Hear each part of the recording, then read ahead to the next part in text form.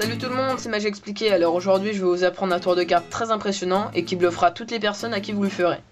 Donc ça s'appelle les cartes ascenseurs. Alors je vous propose de passer tout de suite à la démonstration du tour et ensuite aux explications. Allez, c'est parti.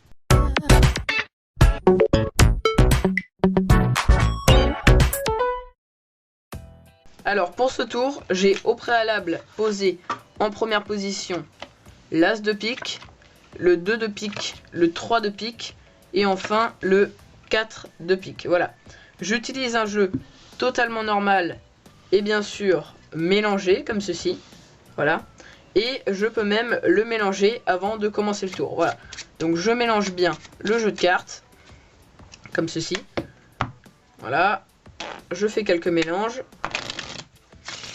Et voilà. Une fois que le jeu est bien mélangé, je vais montrer les cartes une à une aux spectateurs pour qu'ils me prouvent et pour qu'ils prouvent aux autres spectateurs que le jeu de cartes est totalement normal et que les cartes ne sont absolument pas truquées. Voilà, comme ceci. Donc, l'ordre est important, j'espère que vous l'avez suivi. Bon, vous savez quoi, je vais vous les remontrer une à une et vous suivez bien l'ordre, c'est important. Donc on a l'As de pique, le 2 de pique, le 3 de pique et tout simplement le 4 de pique, comme ceci. Voilà. Donc je pose le 4, je pose le 3, je pose le 2 et pour finir, je vais poser l'As, juste ici. Mais regardez, si je pose le jeu sur l'As, que je claque des doigts, il remonte automatiquement en première position. Maintenant, regardez, je prends le jeu, je pose le 2 au-dessus, je claque des doigts et le 2 descend en dernière position, comme ceci. Maintenant, je vais prendre le jeu dans ce sens-là. Je prends le 3, je l'insère à l'intérieur du jeu, mais à l'envers, comme ceci. Attention, c'est instantané. Si je l'insère, que j'égalise, hop, le 3 ressort, mais cette fois-ci à l'endroit. Et la dernière carte, le 4 de pique, je reprends le jeu à l'endroit. Je prends le 4 de pique, je l'insère à l'endroit dans le jeu, hein, le 4 de pique. Et pourtant, regardez, si j'égalise, je claque des doigts, et normalement, si j'étale les cartes, le 4 de pique s'est retourné à l'intérieur du jeu.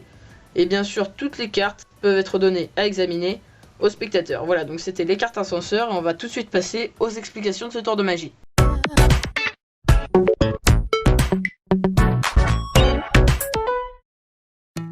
Voilà, donc on se retrouve dans les explications de ce tour de magie qui est vraiment un très beau tour, très impressionnant et vraiment bluffant. Donc on va utiliser un jeu de cartes normal, là-dessus il n'y a pas de problème. Et on va, avant de commencer le tour, prendre l'As, le 2, le 3 et le 4. Mais il va aussi y avoir une 5e carte qu'on ne montre pas tout simplement aux spectateurs dans la démonstration. Et ce n'est autre que le 5. Alors moi j'utilise du pique, mais bien sûr vous pouvez utiliser du carreau ou du trèfle. Mais si vous utilisez tout simplement du carreau, du trèfle ou du cœur, il va falloir mettre toutes les cartes en cœur, en carreau ou en trèfle. Voilà. Mais on va rester sur le pique donc. Vous allez placer le 5 en dernière position, comme ceci, voilà. Vous allez placer le 4, le 3, le 2 et l'As en première position. Donc pour le moment, ces 4 cartes, il n'y a pas d'ordre précis, vous pouvez vraiment les mettre n'importe comment, donc il n'y a pas d'ordre à retenir. Ensuite, on peut rentrer sur scène donc et présenter notre jeu aux spectateurs. Alors, on lui dit qu'on a au préalable posé en première position l'As de pique, le 2 de pique, le 3 de pique et le 4 de pique, comme ceci. Et bien sûr, on ne lui montre pas le 5 de pique, hein, car il doit rester caché. Voilà. On va quand même lui dire qu'on a un jeu normal, ce qui est vrai, et qu'on a un jeu qui est mélangé, ce qui là aussi est totalement vrai, à part qu'on a notre 5 de pique ici, mais le spectateur n'y voit rien, car le 5 de pique pourrait très bien être autre part, comme être ici, ce qui est le cas. Donc ensuite on va récupérer notre jeu comme ceci, et on va lui faire des mélanges, mais en réalité qui sont des faux mélanges, pour garder le 5 de pique en dernière position.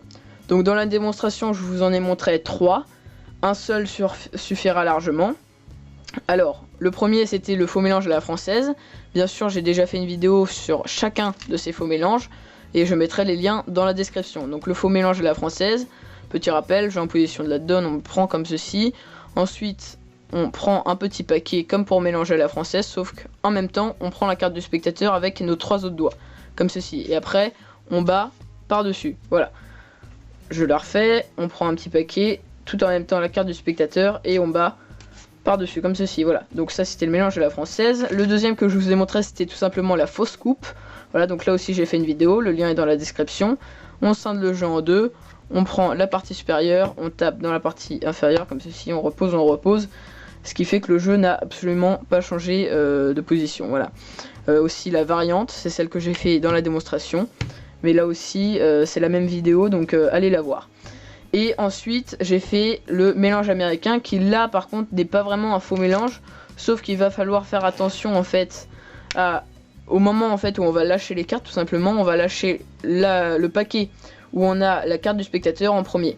Ce qui fait que le 5 de pique est maintenant posé sur la table. Et on peut faire notre mélange par-dessus, comme ceci, voilà. Ce qui fait que le 5 de pique reste là aussi en dernière position. Voilà, mais je vous rappelle quand même que là, je vous en ai montré 3. Un seul mélange sera largement suffisant. Donc je vous refais le mélange américain. Et on lâche le paquet où il y a le 5 de pique en premier. Voilà, comme ceci. Donc une fois qu'on lui a montré que le jeu peut être mélangé, on va tout simplement lui remontrer les cartes. Et c'est là que ça commence à devenir important. Donc c'est important de lui remontrer les cartes, car en fait quand on va les ramasser, on va pouvoir mettre le jeu en position de la donne, mais cette fois-ci avec les cartes retournées, comme ceci. Donc en position de la donne avec les cartes retournées. Et donc là on va faire la petite manipulation du tour, si je peux dire ça comme ça, qui est le break. Alors, jeu en position de la donne, je fais ça avec mon pouce, je tire la carte, je la ramène, et maintenant j'ai un break, une brisure entre le 5 de pique et la carte qui suit, ce qui fait que je peux prendre plus facilement le 5 de pique. Voilà, le break est aussi utilisé dans des manipulations de cartes et dans pas mal de tours de magie. Donc le break, comment on fait le break? C'est très simple. On a notre 5 de pique, on tient le jeu en position de la donne. Donc petit rappel, c'est dans la main gauche pour les droitiers et dans la main droite pour les gauchers. Donc moi bien sûr juste droitier, donc dans la main gauche, hein. Le pouce sur la tranche de gauche, l'index sur la tranche du haut, le majeur, l'annulaire et l'auriculaire sur la tranche de droite. Ensuite, mon pouce va venir au milieu, comme ceci, se plier, pousser sur le 5 de pique. Et là, je n'ai plus qu'à mettre mon petit doigt un peu plus au-dessus, donc sur la carte suivante, lâcher avec mon majeur et mon annulaire, ce qui fait que la carte tombe sur le petit doigt automatiquement. Et ensuite, je peux revenir avec mon majeur et mon annulaire pour, comme ceci en fait, égaliser un peu. Ce qui fait que maintenant, mon petit doigt, mon auriculaire, est calé entre le 5 de pique et la carte suivante. Et de devant, on ne voit absolument rien. Comme ceci. Voilà. Et maintenant, c'est très simple. Je vais remontrer une par une les cartes au spectateur. Et pendant qu'on montre les cartes au spectateur, eh ben, on fait cette brisure pour qu'elle passe inaperçue. Donc, je tiens le jeu en position de la donne.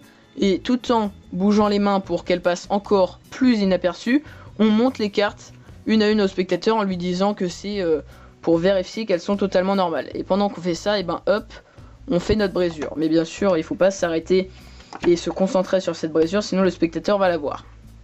Ensuite, on peut mettre, et là l'ordre devient important, donc on met le 4 sur la table, on pose le 3 par-dessus, le 2 par-dessus et l'As par-dessus. L'ordre devient très important. Et donc, maintenant on les ramasse sans avoir vraiment précisé au spectateur que l'ordre était important. On peut les reposer et dès qu'on les a posés, on demande au spectateur s'il a vraiment bien suivi l'ordre, car il était important. Le spectateur généralement dit non, voilà, ou même s'il dit rien, vous allez quand même lui dire bah tu sais quoi, je vais te les remontrer une fois pour que tu comprennes bien. Et donc là, on va repartir avec le jeu de cartes, sauf qu'on va prendre le 5 de pique tout en même temps. Voilà, donc on prend notre brisure avec. Ce qui fait que maintenant le spectateur croit qu'on reprend l'As, le 2, le 3 et le 4 de pique, sauf qu'on a le 5 de pique en dernière position. Donc on lui remonte les cartes une à une, on pèle l'As de pique, on le retourne, on pèle le 2 de pique, on le retourne à l'aide du jeu, le 3, et on va pas faire ça pour le 4, sinon il va voir qu'on a le 5 derrière, voilà. Donc pour le 4 c'est très simple, on le pose sur le jeu, on l'attrape bien avec notre pouce, derrière on essaye que ce soit plat un maximum pour bien tenir le 4, ensuite avec notre autre main on vient et on le retourne, comme ceci, voilà. Il faut vraiment y aller avec délicatesse pour pas que le 5 se découvre. Ensuite, on lui dit tout naturellement qu'on pose le 4 alors qu'on pose le 5, vous l'avez compris. Ensuite, on lui dit qu'on pose le 3 alors qu'on pose normalement tout simplement le 4. On lui dit qu'on pose le 2, vous avez compris, ça c'est toujours avec une carte de décalé. Et pour l'As, on va pas lui dire qu'on pose l'As en le prenant comme ça, sinon là aussi il va voir qu'on a une carte en plus. On va tout simplement prendre le soi-disant As, lui montrer comme ceci, As de pique, on reprend notre jeu, on pose l'As dessus, et là on prend la première carte, qui n'est plus l'As, mais qui est le 2 de pique. Voilà. Et donc à partir de maintenant, c'est un tour qui devient automatique. On pose le jeu sur le soi-disant As, on claque des doigts, et l'As, comme par magie, remonte. On reprend le paquet, on prend le soi-disant 2, on le pose au-dessus, on retourne le jeu, et le 2 descend, comme par magie. Ensuite, on dit au spectateur qu'on garde le jeu dans ce sens-là, on prend le soi-disant 3, on l'insère à l'envers dans un jeu qui est... on l'insère, excusez-moi, à l'endroit dans un jeu qui est à l'envers, et on lui dit que c'est automatique. Dès qu'on rentre et qu'on égalise, le 3 ressort automatiquement à l'endroit. Et donc là, ce qu'on fait en fait, c'est tout simplement qu'on prend comme ceci avec nos mains la première carte. Voilà, on la prend comme ceci et hop, on la prend assez rapidement. Tac, comme ceci. Et le 3 ressort automatiquement à l'endroit. Et maintenant, pour le 4, on retourne encore une fois notre jeu. On lui dit qu'on l'insère à l'endroit dans un jeu qui est à l'endroit. On va en fait lui montrer comme si on lui montrait le 4, sauf qu'on a compris que c'était le 5. Hein. Mais on va mettre notre index et notre majeur comme ceci en haut à droite de la carte. Ce qui fait que quand on retourne le jeu, le spectateur voit que du pique et se dit « Oh bah c'est du pique donc ça doit être le 4 de pique. Hein. » Si on lui montre rapidement, c'est ce qui se passe dans sa tête en fait. Ensuite, on insère le soi-disant 4, on claque des doigts, on étale les cartes, et là, le spectateur peut voir le 4 retourner à l'intérieur du jeu. Voilà, donc c'est la fin de cette vidéo, j'espère qu'elle vous aura plu. Si c'est le cas, n'hésitez pas à laisser un j'aime et un commentaire pour me dire ce que vous en avez pensé. Vous pouvez aussi vous abonner à ma chaîne YouTube et je vous invite aussi à me rejoindre sur les réseaux sociaux, tous les liens sont dans la description de cette vidéo. Voilà, donc moi je vous dis à la prochaine pour une nouvelle vidéo. Allez, salut!